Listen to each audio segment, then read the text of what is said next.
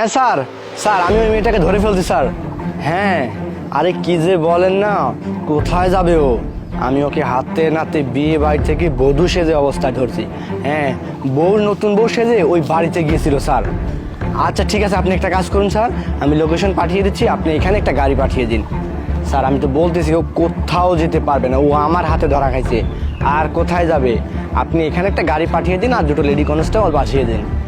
আচ্ছা ঠিক আছে, ঠিক আছে, বলতেছি তো ও আমার কাছেই আছে, কোথাও যেতে পারবে না। আরে ওই মেয়েটা কি করতেছে?